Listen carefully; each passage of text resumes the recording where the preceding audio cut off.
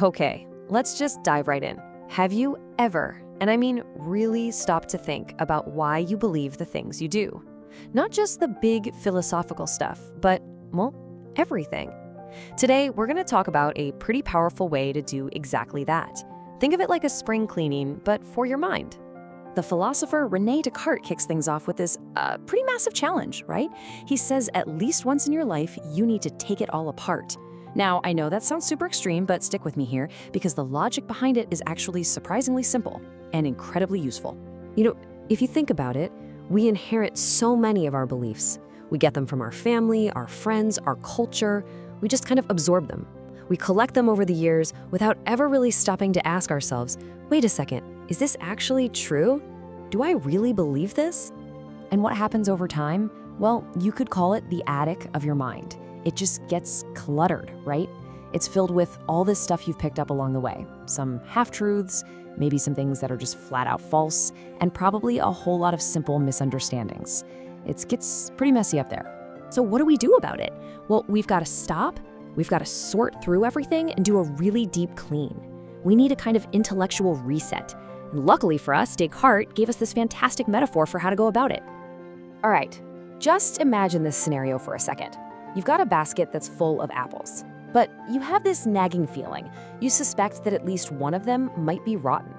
What's the best thing to do? Now, your first instinct might be to just kind of poke around in there, right? Feel a few of the apples, try to find the bad one. But what's the danger with that? The rot from just one bad apple, it can spread. It can contaminate all the other perfectly good ones. So a quick, superficial check, it just isn't gonna cut it. So the only method that's truly safe is this three-step process. First, you pour every single apple out of the basket. You empty it out completely. Second, you pick up each apple one by one and you give it a really close look.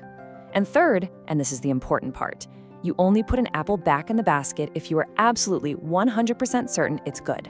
Okay, so here's where it all clicks. This whole idea of pouring out the apples, it's a direct metaphor for how we should treat our own beliefs.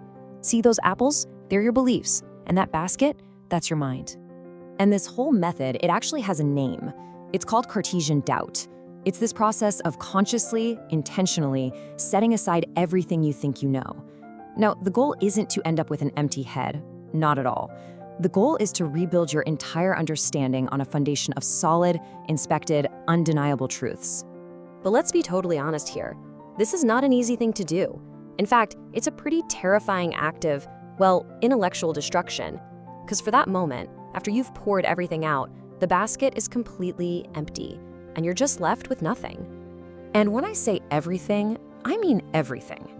The things your parents taught you, the basic assumptions of your culture, even your most sacred, deeply held beliefs. Nothing gets a free pass. Everything has to be inspected. And doing this brings you to a very uncomfortable place. It's a void of not knowing. It's a moment of just profound uncertainty.